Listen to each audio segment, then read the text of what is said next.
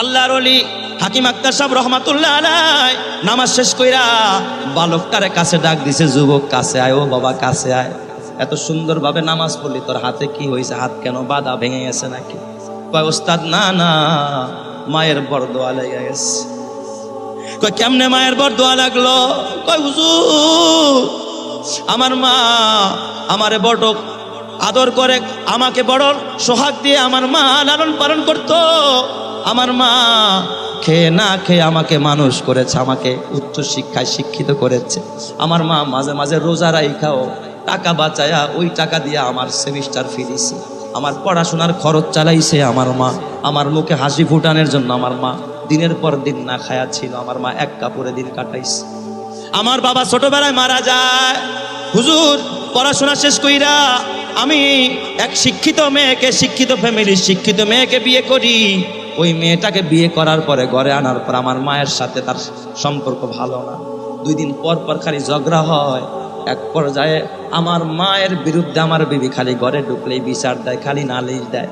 এক পর্যায়ে আমি সহ্য করতে না পেরে আমার মায়ের উপর আমি এই হাত আমার মায়ের পিঠের মধ্যে এক চর বসায় দিয়েছি।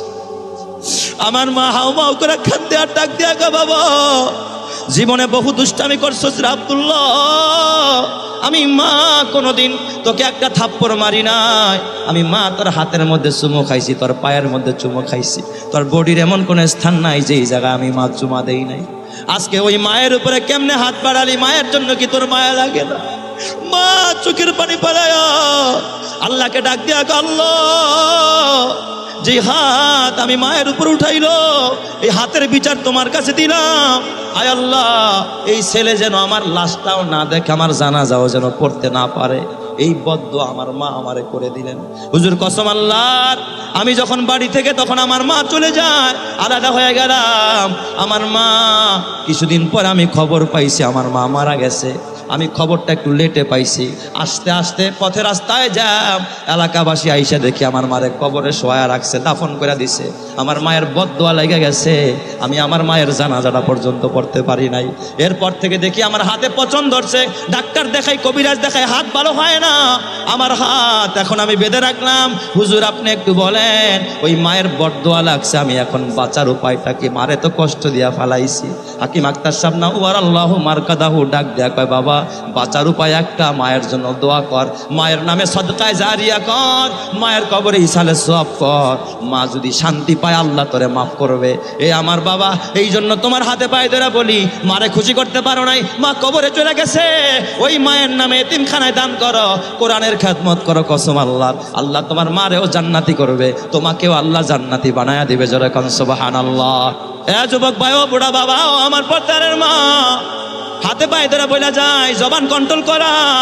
3 নাম্বার, 1 নাম্বার তালিল কোরআন, 2 নাম্বার হলো বাবা হাফিজুল লিসান, 3 নম্বর মুতঈমুল জিয়ান। যারা গরিব দুঃখী অসহায় মানুষকে, ক্ষুধার্ত মানুষকে খানা খাওয়ায়। তুমি পেট ভরে খাইলা আর ক্ষুধার্ত অনাহারী মানুষের খোঁজ খবর নিলা না, কিয়ামতের ময়দানে আল্লাহর আদালতে জবাব দেওয়া লাগবে কিনা?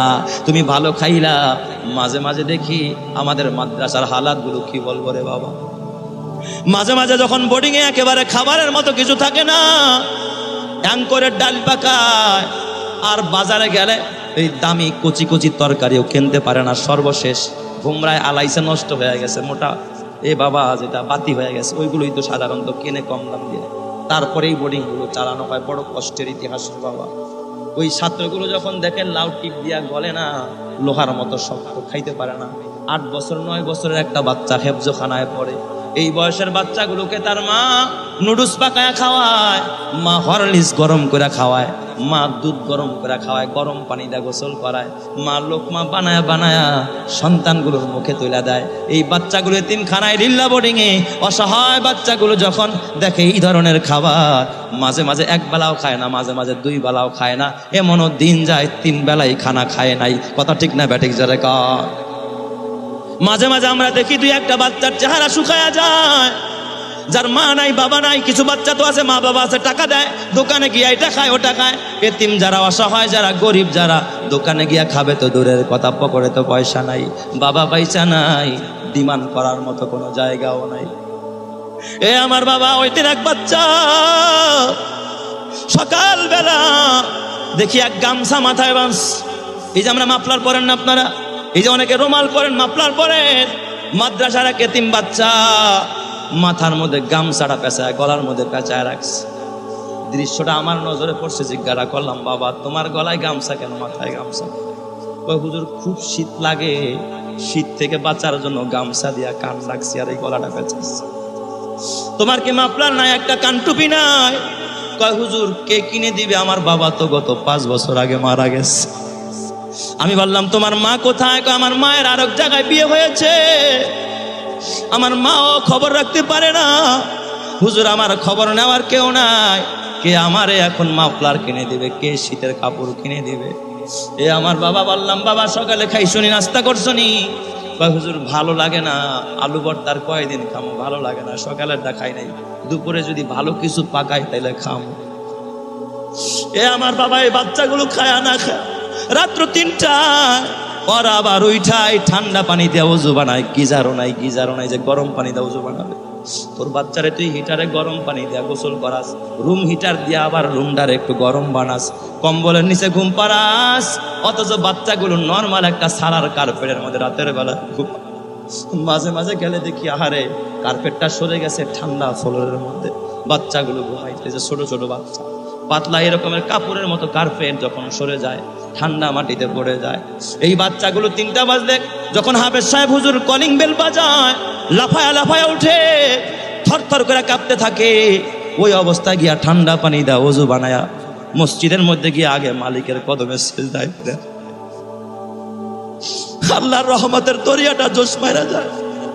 আল্লাহ ডাক দিয়া কই ফেরেশতারা তাকায়া দেখ, এই শাওরা পাড়ার ধনীরা দেখ নাক টেনে ঘুমায়, বাড়িওয়ালারা ঘুমায়, ভাড়াটিয়ারা ঘুমায়, ব্যবসায়ীরা সারাদিন ব্যবসা করছে এখন নাক টেনে ঘুমায়, কলেজের ছাত্ররা ঘুমায়, ভার্সিটির ছাত্ররা ঘুমায়, ইউনিভার্সিটির ছেলেমেয়েরা ঘুমায়, সব দরজাগুলো বন্ধ।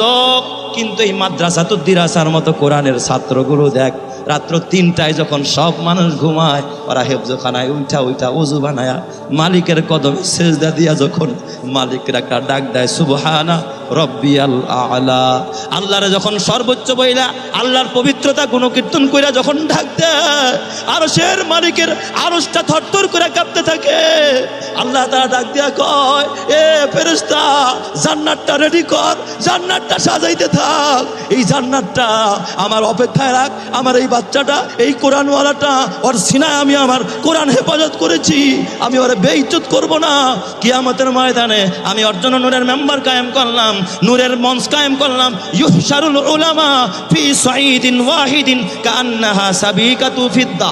আল্লাহ তাআলা নূরের মেম্বার বানাবে, স্বর্ণের মেম্বার বানাবে, রূপার মেম্বার বানাবে। আল্লাহ তাআলা এই এতিম বাচ্চাগুলোরে, কোরআনওয়ালাগুলোরে ওই মেম্বারের মধ্যে বসায়া, ওর মা বাবারে বসায়া আল্লাহ তাআলা ডাক দিয়া বলবে, ইকালু লিসাহিবিল কুরআন, এ কোরআনের ছাত্ররা আয় আয়, বড় কষ্ট করছস, খায়া না খায়া দিন কাটাইছস, রাতের বেলায় কনকনে শীতের ভিতরে পায়ে মোজা ছিল না, গরম পানি ছিল না, পেটে ভাত ছিল না, তারপরও সেজদায় গিয়ে আমি রব্বুল আলামিনের গুণকীর্তন করছস, আমি আল্লাহর কাছে মোনাজাত দিয়া কাঁদছস। গোটা দেশের মানুষ ঘুমায়, তোরা ঘুমাস নাই রে বান্দা, আয় আয়, আমি আল্লাহ তোদের জন্য 10 তালা না, 20 তালা না, 65 তালা না, 110 তালা না, আমি আল্লাহ তোদের প্রত্যেকের জন্য 6666 তালা বিশিষ্ট জান্নাতটা বরাদ্দ দিয়া দিলাম। চিৎকার মেরে কান্না আল্লাহু আকবার। আলেমেরই মাতা পিতা বড় ভাগ্যবান, রোজ হাসরে মাথায় হবে তাজ পরিধান, হাসরেরই কঠিন মাঠে হবে হাহাকার, সেই মুহূর্তে দেখবে সবাই কিনা চমৎকার। প্রশ্ন হবে মুকুট মাথায় কে বা কাহারা, জবাব হবে আলেমেরই মা বাবা তাহারা। সেই মুকুটের জ্যোতি হবে সূর্য থেকেও অধিক, যদিও তাহা এই দুনিয়ার ঘরে করে ঠিক। ওই সমস্ত মাতা পিতা বড় ভাগ্যবান, এই জগতে নেই কেহ হয় তাদেরই সমান। এই জগতে সবার ঊর্ধ্বে এলেমের ঈমান, ওই এলেমকে যাকে খুশি আল্লাহ করেন দান। এই এলেমের গুণে আদম সম্মানিত হয়, ফেরেশতারা সেজদা করে কোরআনে তা কয়। এই জগতে যাদের সিনায় তিনি এলেম নাই, তাদের মতো হতভাগা আর তো কেহ নাই। ও শেওড়াপাড়ার মানুষেরা, ও বাড়িওয়ালা ভাইয়েরা, ভাড়াটিয়ারা, এলাকার মেহমানেরা, ও ব্যবসায়ী ভাইয়েরা, এই রূপধারা যৌবন থাকবে না রে বাবা, টাকাও থাকবে না, কবরে যাইবা খালি হাত। টেলিভিশন কবরে গিয়া জাহান্নাম ছাড়া কিচ্ছু দিতে পারবে না। যেই ঘরে গুনাহ হয় ওই ঘরটাও কবরে গিয়া তোমারে কিচ্ছু দিতে পারবে না। যেই ঘরে নেক হয় ওখানে তোমার অবদান থাকলে ওই নেকের একটা ভাগ তুমি কবরে গিয়া পাইবা। এই জন্য বাজান আমার, তোমার হাতে পায়ে ধরে বলি রে বাবা, খবরদার এই হায়াত থাকতে চিন্তা করো পয়সা কোন রাস্তায় খরচ করতেছো রে বাবা। আজকে তোমার মা নাই, বাবা নাই, যেই মা বাবা বড় অসুস্থ অবস্থায় নিজের চিকিৎসা করায় নাই, কিন্তু সন্তানের চিকিৎসার জন্য মা বাবা হসপিটালে হসপিটালে দৌড়ায়, এমন মা বাবা জমিনে আছে না নাই? খবরদার রে যুবক ভাই, ওই মারে কষ্ট দিস না যদি বাইচা থাকে, ওই বাবারে কষ্ট দিস না। মা শরীর ভালো না, জ্বর, বলেন তো এই অবস্থায় যদি তার ছোট্ট 3 মাসের 4 মাসের বাচ্চা থাকে, মা জ্বর নিয়া ওই বাচ্চারে দুধ পান করায়, মা জ্বর নিয়া ওই বাচ্চারে গোসল করায়, মা নিজের অসুস্থতার কথা ভুলে গিয়ে সন্তানের খেদমতে মা ব্যস্ত হয়ে যায়। আর আজকাল ছেলেরা মায়ের খেদমত করে না, বাবার খেদমত করে না। ওই মা বাবা মইরা গেলেও জীবনে গিয়ে দোয়াও করে না, মা বাবার নামে একটু দান খয়রাত করে না। এ যুবক, তোর মা বড় কষ্ট করে তোরে শিক্ষিত বানাইছে, তোর বাবা মাথার গাম পায়ে ফেলে তোরে শিক্ষিত বানাইছে। আজকে মায়ের কথা ভুলে গেলি, বাবার কথা ভুলে গেলি রে বাবা। ওই মা যদি বদদোয়া দিয়ে দেয় জীবন ধ্বংস হয়ে যাবে, আর ওই মা যদি নেক দোয়া দিয়ে দেয় জীবন তোর বাবা ভালো হয়ে যাবে। মা হলো রহমতের একটা টাওয়ার, বাবা হলো রহমতের একটা টাওয়ার। যার ঘরে রহমতের 2টা টাওয়ার আছে, আমি মনে করি আর দুনিয়াতে কোনো সমস্যায় পড়বে না, দুনিয়াতেও শান্তি, মৃত্যুর পরেও খোদার জান্নাত। মা হলো রহমতের একটা টাওয়ার, বাবা হলো রহমতের একটা টাওয়ার। রহমতের টাওয়ার তোর পীর বাবা না, তোর পীর যদি তোর প্রতি নারাজ হয় তুই জাহান্নামে যাবি, কোনো হাদিস নাই। তোর পীর যদি তোর প্রতি খুশি হয় তুই জান্নাতে যাবি, কোনো গ্যারান্টি নাই। কিন্তু তোর মা যদি তোর প্রতি খুশি হয় তুই জান্নাতে যাবি, নবীর গ্যারান্টি আছে। তোর মা বাবা যদি বেজার হয় তুই জাহান্নামে যাবি, নবীর গ্যারান্টি দেওয়া আছে রে বাবা। তাইলে পীর বেজার হইলে কিছু আসে যায় না। ইমাম সাহেব খুশি থাকলে তুই জান্নাতে যাবি, কোনো গ্যারান্টি নাই। ইমাম সাহেব বেজার হয়ে গেলে তুই জাহান্নামে যাবি, কোনো গ্যারান্টি নাই। কিন্তু মা আর বাবা বেজার হইলে জাহান্নামে যাবি, গ্যারান্টি আছে না নাই? এই জন্য মারে কষ্ট দিবি না, বাবারে কষ্ট দিবি না, মায়ের বদদোয়া নিবি না, মায়ের নিঃশ্বাস নিবি না, মায়ের সেবা করবি, বাবার সেবা করবি রে বাবা। আমি শেষ কথা বলে বিদায় নিব। হাকিম আক্তার সাহেব নাওয়ারাল্লাহু মারকাদাহু তার এক কিতাবে লিখছে, তিনি একদিন মজলিসের মধ্যে বসে আছে, নামাজ শেষ কইরা হঠাৎ করে এক আল্লাহর বান্দা পিছনে নামাজ পড়তেছে, কিন্তু বান্দাটা মনে হয় প্রতিবন্ধী, হাতটা তার এইভাবে বাঁধা, একটা কাপড় দিয়া হাতটা মোড়ানো। আল্লাহর ওলি হাকিম আক্তার সাহেব রহমাতুল্লাহ আলাইহি নামাজ শেষ কইরা বালকটারে কাছে ডাক দিছে, যুবক কাছে আয়, ও বাবা কাছে আয়, এত সুন্দরভাবে নামাজ পড়লি, তোর হাতে কি হয়েছে, হাত কেন বাঁধা, ভেঙে গেছে নাকি? কয় ওস্তাদ না না, মায়ের বরদোয়া লেগে গেছে। কয় কেমনে মায়ের বরদোয়া লাগলো? কয় হুজুর, আমার মা আমারে বড় আদর করে, আমাকে বড় সোহাগ দিয়ে আমার মা লালন পালন করতো। আমার মা খেয়ে না খেয়ে আমাকে মানুষ করেছে, আমাকে উচ্চ শিক্ষায় শিক্ষিত করেছে। আমার মা মাঝে মাঝে রোজা রাইখাও টাকা বাঁচায়া ওই টাকা দিয়ে আমার সেমিস্টার ফি দিছে, আমার পড়াশোনার খরচ চালাইছে। আমার মা আমার মুখে হাসি ফুটানোর জন্য আমার মা দিনের পর দিন না খায়া ছিল, আমার মা এক কাপড়ে দিন কাটাইছে। আমার বাবা ছোটবেলায় মারা যায়। হুজুর, পড়াশোনা শেষ কইরা আমি এক শিক্ষিত মেয়েকে, শিক্ষিত ফ্যামিলির শিক্ষিত মেয়েকে বিয়ে করি। ওই মেয়েটাকে বিয়ে করার পরে ঘরে আনার পর আমার মায়ের সাথে তার সম্পর্ক ভালো না, 2 দিন পর পর খালি ঝগড়া হয়। এক পর্যায়ে আমার মায়ের বিরুদ্ধে আমার বিবি খালি ঘরে ঢুকলেই বিচার দেয়, খালি নালিশ দেয়। এক পর্যায়ে আমি সহ্য করতে না পেরে আমার মায়ের উপর আমি এই হাত আমার মায়ের পিঠের মধ্যে এক চর বসায় দিয়েছি। আমার মা হাউমাউ করে কাঁদতে আর ডাক দিয়া, গো বাবা, জীবনে বহু দুষ্টামি করছস রে আব্দুল্লাহ, আমি মা কোনোদিন তোকে একটা থাপ্পড় মারি নাই। আমি মা তোর হাতের মধ্যে চুমো খাইছি, তোর পায়ের মধ্যে চুমো খাইছি, তোর বডির এমন কোনো স্থান নাই যে এই জায়গায় আমি মা চুমা দেই নাই। আজকে ওই মায়ের উপরে কেমনে হাত বাড়ালি? মায়ের জন্য কি তোর মায়া লাগে না? মা চোখের পানি পড়ায় আল্লাহকে ডাক দিয়া, আল্লাহ যে হাত আমি মায়ের উপর উঠাইলো, এই হাতের বিচার তোমার কাছে দিলাম। আয় আল্লাহ, এই ছেলে যেন আমার লাশটাও না দেখে, আমার জানাজাও যেন পড়তে না পারে, এই বদদোয়া আমার মা আমারে করে দিলেন। হুজুর কসম আল্লাহর, আমি যখন বাড়ি থেকে তখন আমার মা চলে যায়, আলাদা হয়ে গেলাম। আমার মা কিছুদিন পর আমি খবর পাইছি আমার মা মারা গেছে। আমি খবরটা একটু লেটে পাইছি। আস্তে আস্তে পথে রাস্তায় যাম, এলাকাবাসী আইসা দেখি আমার মারে কবরে শোয়া রাখছে, দাফন করে দিছে। আমার মায়ের বদদোয়া লেগে গেছে, আমি আমার মায়ের জানাজাটা পর্যন্ত পড়তে পারি নাই। এরপর থেকে দেখি আমার হাতে পচন ধরছে, ডাক্তার দেখাই, কবিরাজ দেখাই, হাত ভালো হয় না। আমার হাত এখন আমি বেঁধে রাখলাম। হুজুর আপনি একটু বলেন, ওই মায়ের বদদোয়া লাগছে, আমি এখন বাঁচার উপায়টা কি? মারে তো কষ্ট দিয়া ফালাইছি। হাকিম আক্তার সাহেব না ওয়ার আল্লাহ মারকাদাহু ডাক দেয়া কয়, বাবা বাঁচার উপায় একটা, মায়ের জন্য দোয়া কর, মায়ের নামে সদকায়ে জারিয়া কর, মায়ের কবরে ইসালে সওয়াব কর। মা যদি শান্তি পায় আল্লাহ তোরে মাফ করবে। এ আমার বাবা, এই জন্য তোমার হাতে পায়ে ধরে বলি, মারে খুশি করতে পারো নাই, মা কবরে চলে গেছে, ওই মায়ের নামে এতিমখানায় দান করো, কোরআনের খেদমত করো। কসম আল্লাহর, আল্লাহ তোমার মারেও জান্নাতি করবে, তোমাকেও আল্লাহ জান্নাতি বানায়া দিবে। জোরে কোন সুবহানাল্লাহ। এই জন্য আমার বাবা, এই মাদ্রাসাতুদ দিরাসার ভিতরে এটা হলো বাবা সর্বোচ্চ ক্লাস যেটা।